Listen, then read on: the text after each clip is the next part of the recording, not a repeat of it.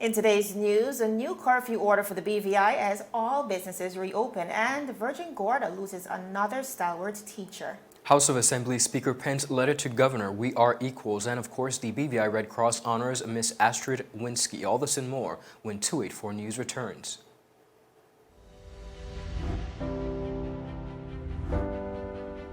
The win! Oh! What are the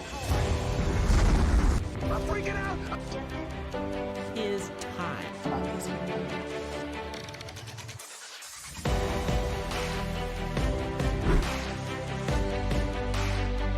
284 News.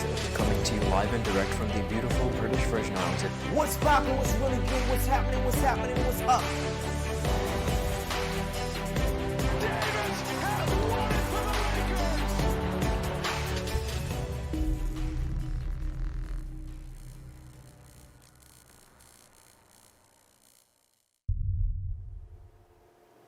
Welcome everybody. It's Thursday, October 8th, 2020. We're coming to you live and direct from our paradise in the British Virgin Islands. I'm Ron Grant. And my name is Javon Wilson. So happy that you can join us once again for another edition of All News, local, regional, and international right here on 284 News. Ron, Yes. Lots going on. Indeed.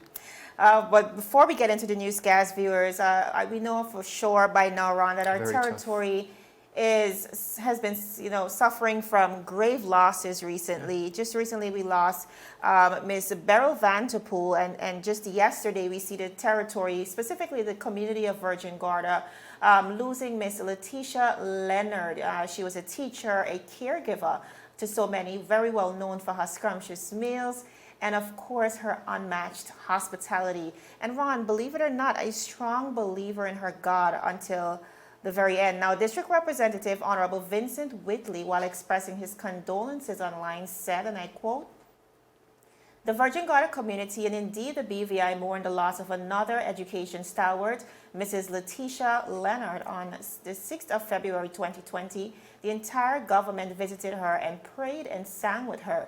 These special and precious moments will always be remembered. She was an awesome person and a very special friend. Sincere condolences to the Leonard family and the North Sound community. May her soul rest in peace." That was a quote, very touching from Honorable Vincent Whitley, of course, the district representative, but really a blow to the Virgin Gorda community. And also, Ron, a very sobering reminder of cancer. Absolutely. Cancer is very much alive and well in our community. I know we are currently celebrating Breast Cancer Month, so lots of awareness around that. But it's just really sad to see us lose another amazing, incredible person in our community. And again, another blow back to back almost to the Virgin Gorda community. So our hearts and sympathies and prayers go out to that entire community. Absolutely. Viewers, we're going to head straight into our newscast for today. Now, residents of the British Virgin Islands are now permitted to conduct business until 12 a.m. daily following the imposition of a new curfew order that permits the reopening of all businesses now that the territory has seen a full recovery of all COVID-19 cases. Now, the announcement was made by Minister of Health, Honorable Carvin Malone, who said, and I quote, "Cabinet advised the National Security Council to instruct the Attorney General to draft a new curfew order to impose a new curfew from 12 a.m. midnight to 5 a.m. daily for a period of 14 days from October 8th, which is today, of course, until the 22nd of October 2020. The health minister further stated that all businesses can reopen, inclusive of bars and nightclubs, provided that those businesses pass inspection by the social distancing monitoring protocols and are certified by the Environmental Health Division in order to operate their various businesses. Bars and nightclubs owners are currently in conversations based on what the government has said with the department, and a date and time for their inspections will be agreed upon. Now, the same protocols will follow for vessels. The Honorable Minister said, and I quote, "Cabinet decided to continue the restriction of movement of vessels in territorial waters as provided in curfew number 33, that is number 104, inclusive of the requirement that persons must be off the waters from 6 p.m. daily. The exclusion zone at the border area remains in place, and commercial ferries are to be allowed to operate up until the curfew time, which of course is 12 a.m. daily. Now, the new decision comes on the heels of a full recovery of all recently confirmed COVID-19 cases. Honorable Malone said, and I quote, "Today I'm so happy to report that the final case that was detected during that period has now recovered. The total number of recorded cases now stands at 70, with no active cases and 1 death," end of quote.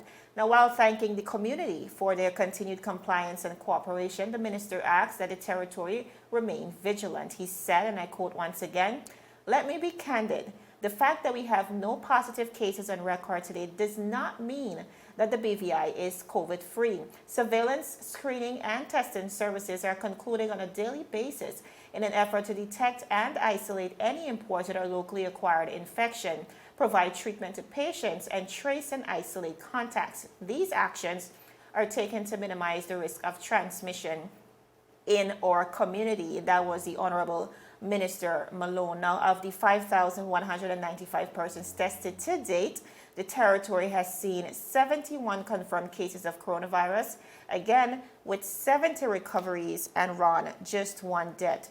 Great news for the territory. I know the people in the Virgin Islands, the British Virgin Islands, are really rejoicing, especially the business community, Ron. We know some aspects of the business community were restricted under the previous curfews and restrictions. Very happy to see that we are heading back to a level of normalcy. I think when the news broke, the one thing we see the community continuing to push for is that now that we are basically heading back to a place of normalcy, the next thing we probably might need to focus on, Ron, is reopening our schools. So that is a conversation I'm sure will be at the forefront for the next couple of days into the next few weeks. But nevertheless, very happy for the territory. It is indeed great news, and of course, not having any cases is even better. I think, just like you said, the business community, and we're happy, Jovan, to see that our schools they have begun that reopening process in phases. So we're going to continue to stay positive and do exactly what we need to ensure we continue to be successful. Now, continuing on the local scene, the new Astrid Wenzke training room at the BVI Red Cross headquarters was recently unveiled in a ceremony to honor the long-serving volunteer. BVI Red Cross Chairman Jeffrey Brooks thanked Ms. Wenzke for her commitment to humanitarianism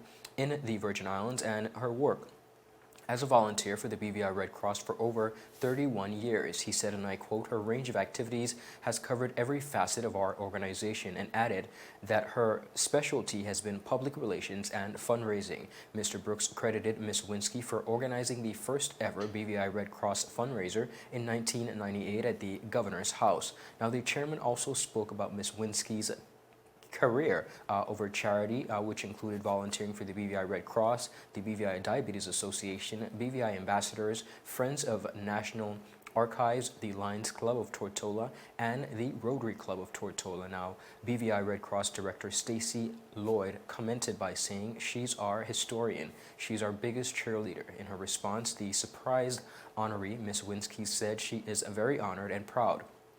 She went on to give the gathering a brief history lesson of the BVI Red Cross and acknowledging Mrs. Margaret Boyd for being an integral part of the organization's establishment. Now, in addition to the recent honor, Ms. Wenzke was honored by the Lions Club with a Melvin Jones Fellow for Outstanding Humanitarianism Services, the Rotary Club Award for a Paul Harris Fellow for Service and Humanity, and she was sworn in as the Germany Honorary Consul to the Virgin Islands. Now, some of Ms. Wenzke's close friends and government officials attended the surprise event, including His Excellency, the Governor of the Virgin Islands, Augustus J.U. Jaspert, BVI Red Cross patron Mrs. Amelie Jaspert, wife of the Governor, Minister for Health and Social Development, the Honorable Carvin Malone, District Governor of Rotary, Mrs. Delma Maduro, amongst others. Now, of course, we all know the mission of the British Virgin Islands Red Cross, Jovan, is to mobilize the power of humanity so that individuals can, and companies as well,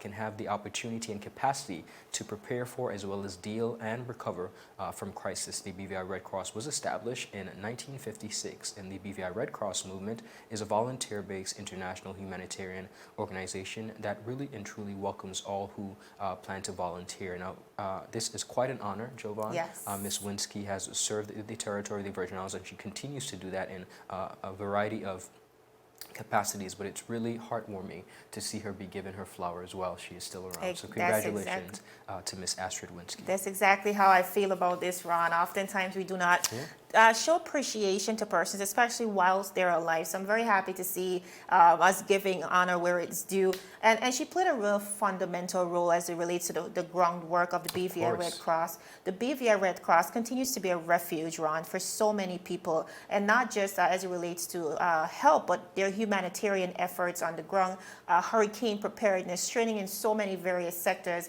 So grateful that, you know, they're continuing to push forward, but also that they're honoring her in this capacity. Yes, she has lived a service above self. Now, still ahead, Governor Jaspert yet to assent to the marijuana bill, and Speaker of the House of Assembly has penned a very interesting letter to the governor stating that we are equals, amongst other things. We have all the details on this and so much more after a word from our sponsors. Viewers, you're watching 284 News. Is business slow, cash flow down, hosting an upcoming event? We can help. Advertise with 284 Media and take your business or event to the next level by enhancing your present marketing and messaging strategies. Allow our team of experts to create a personalized ad that sets your business apart from all the rest. This could be your business or event. So, what are you waiting for? Contact our marketing team at 284media@cctbvi.com. Advertising with us works. Viewers, welcome back to 284 News. Now, His Excellency the Governor Augustus J.U. Jaspert is yet to sign off on the proposed 42-page Cannabis Licensing Act 2020, seeking to legalize medicinal marijuana in the BVI. Now, when consulted by our newsroom on the seeming delay, the Office of the Governor said, and I quote, "On the marijuana bill, the governor is currently considering the legislation in the context of international obligations. By giving thorough consideration to the bill before granting assent, the governor is discharging his duties as set out in the Constitution and as the good people of the BVI would expect." End of quote. Now, viewers, the provisions of the initial legislation was that, of course, that was circulated before, seeks to employ an estimated 100 local farmers and serve as a revenue generator to the tune of some $30 million annually, according to the Premier of the Virgin Islands, Honorable Andrew A. Foy. Premier Foy said, and I quote, "When persons hear about medicinal marijuana and say, oh, they want to make everybody high, they forget it's a specific strain that we're going to be growing to export. Could you imagine Little BVI exporting and having an opportunity to make, at a minimum, if we do it right, $30 million? And that's that's being very conservative from our projections," Honorable Foy said. Now, based on what was presented, viewers, the bill also allows for adults to possess up to 1 gram of cannabis for medicinal or therapeutic use, but those who complete a self-declaration form will be permitted to possess between 1 and 50 grams. In the absence of a medical approval, strong penalties would be levied against persons who attempt to use it for recreational purposes or are caught illegally importing or exporting cannabis. Now, this can result in fines up to $200,000 or 15 years in prison. Now, viewers, the proposed legislation also attempts to expunge the criminal record of anyone found guilty of possessing no more than 50 grams of cannabis and no more than 10 grams of cannabis recent. And now the bill states, and I quote, "In making its decision, the court shall consider appropriate non-penal measures as a condition of discharge aimed at education and rehabilitation." End of quote. Of course, this includes counseling and community service. Now, viewers, once assented to, the Cannabis Licensing Authority will be established to oversee the licensing of the analysis, cultivation, processing, importation, exportation, distribution, as well as the sale of the cannabis here in the Virgin Islands. While these were the provisions laid out in the first and second readings, it is very important to note, viewers, that the bill was amended before it was passed in the House of Assembly, which means, Ron, that some of the contents we initially expressed may have been removed.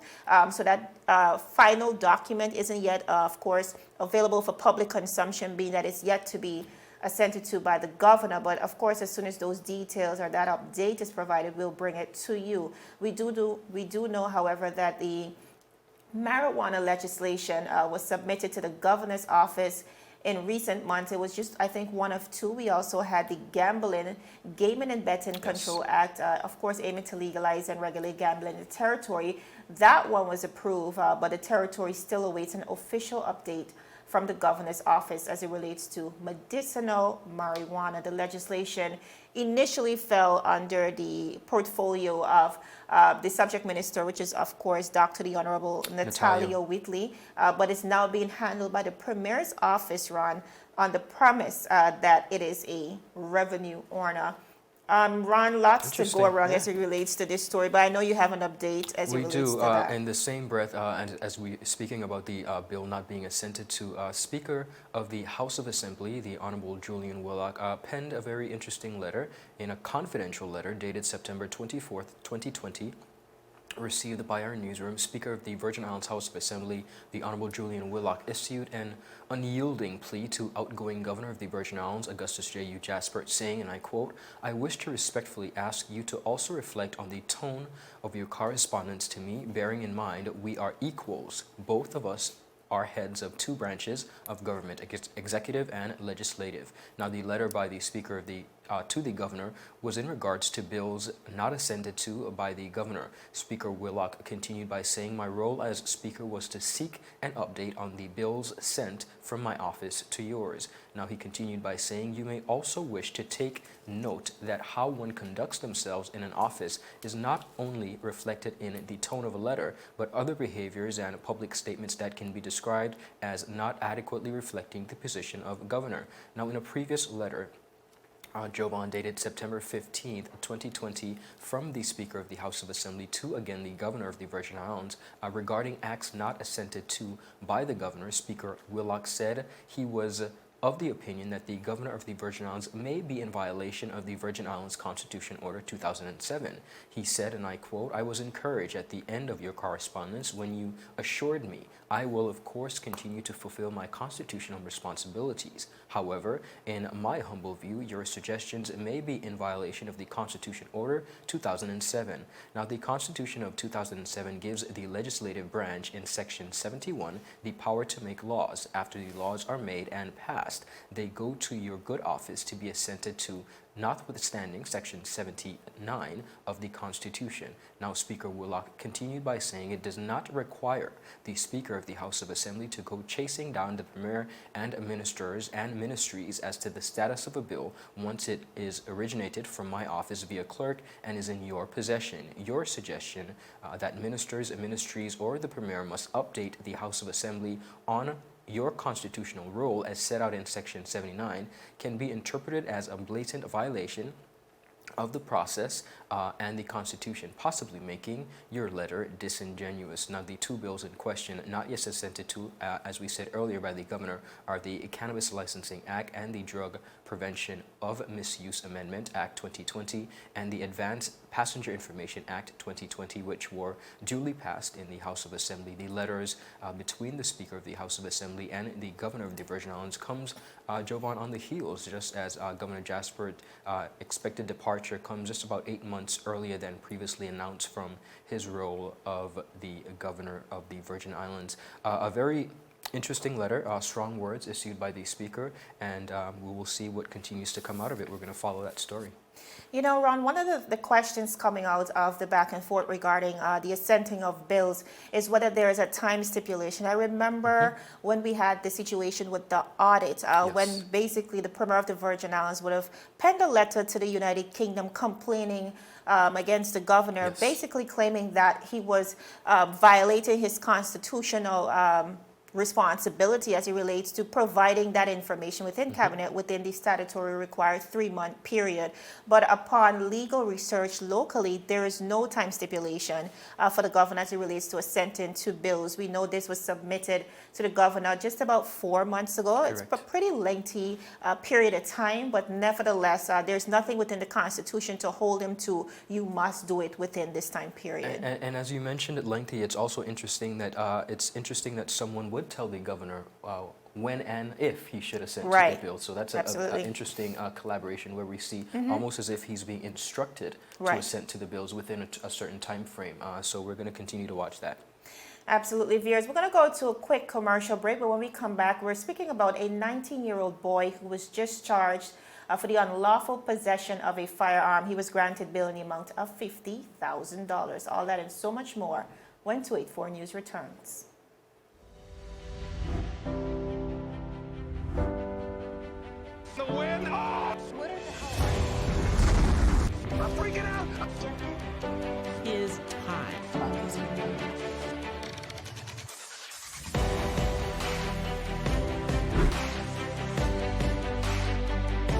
284 News. Coming to you live and direct from the beautiful British Virgin Islands. What's poppin', what's really good, what's happening, what's up? Davis has won it for the Lakers.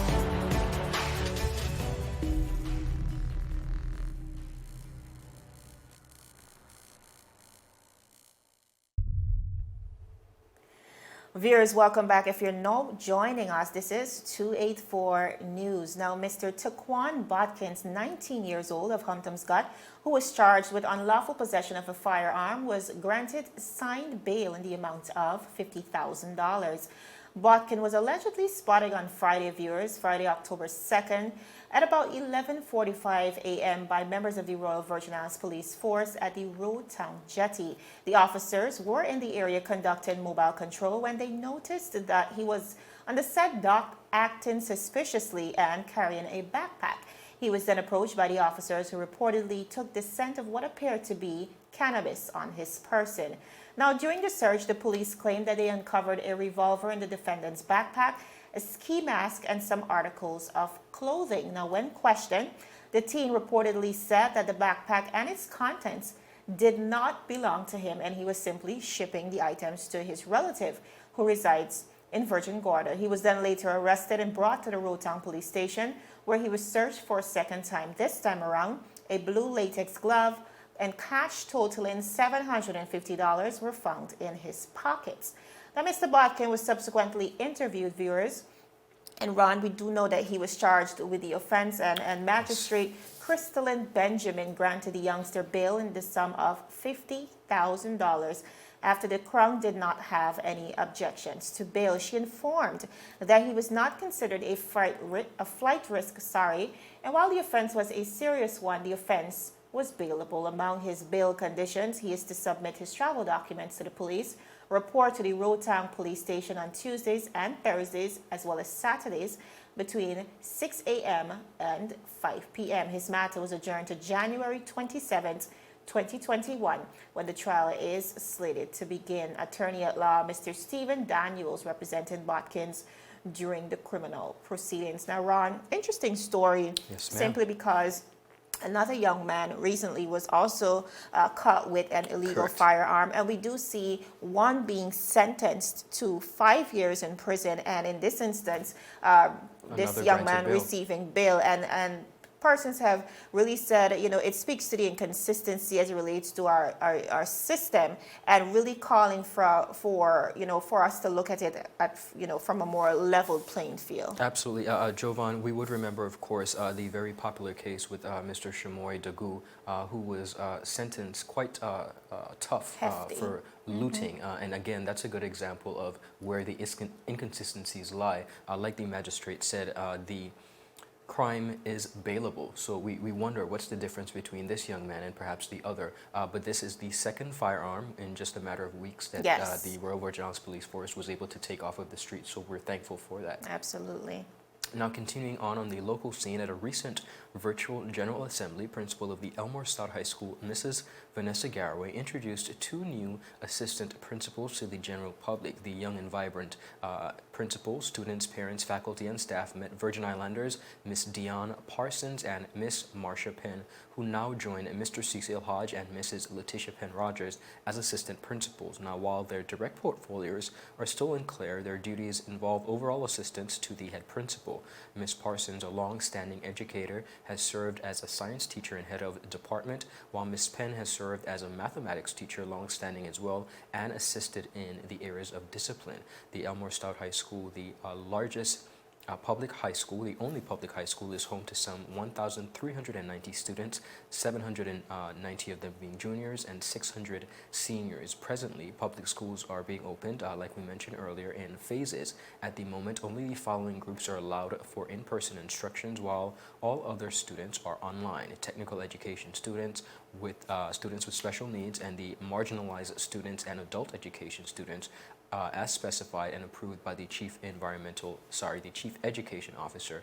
We see where students at the Virgin Islands School of Technical Studies, they went back to school. Yes. And Wow, that went joy. viral. Oh yeah, you could see the joy on their faces as they interacted with their teachers, of course, observing all the health and safety protocols. But again, like you mentioned, this is a step in the right direction. We're so happy to see our students be able to reintegrate back into what they have been missing for such a long time. Absolutely, and our teachers, man. Here we go on with our educational agenda. I'm really happy to see it.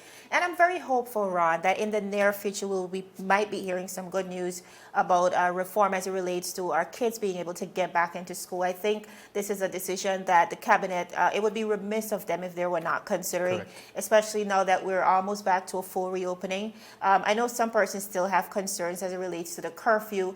We do not have any active cases, and while yes, that doesn't mean that we're out of the woods just yet, nevertheless, persons are worried about us still having a curfew in spite of the fact that we are quote-unquote COVID-free at this point. But nevertheless, I think really pushing for our students to get back in school. So I'm really hoping that it's something that we can consider and something that will be moved to action quickly by the Cabinet of the Virgin Islands. But Ron, I know earlier today you sat down with the Honorable Leader of the Opposition, Correct. Honorable Marlon Penn, and discussed really dissected a lot of the issues within our community. And Definitely. one of the interesting points I like coming out of that interview was the grants that were given out recently. I know the Premier has expressed that by the end of this week, I think just about 500 businesses will receive their grants, but it really still speaks to an insignificant number as it relates to the persons who would have applied and who are still awaiting that help. And I heard Honorable Penn had quite a lot to say on that today. He did. The interview was quite detailed. He touched on a number of topics. One of the things that he is expressed concern is, of course, with the business community and the struggle and persons not getting the help. When we look at the time frame and the trajectory of since we've been trying to maneuver through this COVID-19 pandemic, it's 8 months now, and for businesses to have been closed for that length of time, and also only now. And still getting what we call excuses as it pertains to the stimulus package. We know the Honorable Junior Minister for Trade has issued a statement asking persons to be patient with the distribution of checks. However, he was quite concerned, and we touched on a number of things that can be viewed in the entirety. We're also going to touch on them in tomorrow's newscast, from his new office to the fact that we have now signed the beneficial ownership, what that means for the territory. We hear some exchange of words between him and the being called a house slave. A house slave, yeah, and that is in parliamentary language, isn't it? he touched on that as well. It was quite surprising to see some of the stuff that came out. So we encourage our viewing audience to make sure they check that interview out. All right, viewers, that is it for today's news roundup. But you can be sure to like us on Facebook at 284 Media. We're also on Instagram and Twitter at 284BVI. We also have a website, of course, for our valued readers. You can go there. That is 284media.com. My name is Javon Wilson. And I'm Ron Grant. We will see you again tomorrow as we deliver your daily dose of local, regional, and international content. 284 News, your source for honest and impartial news. It's a Thursday. Happy Thursday, everybody. Have a beautiful rest of the day. Bye-bye. Take care. Bye.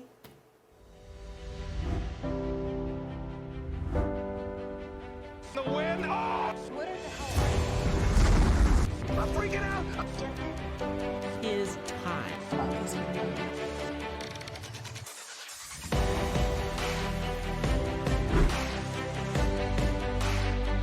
284 News. Coming to you live and direct from the beautiful British Virgin Islands. What's poppin'? What's really good? What's happening? What's up?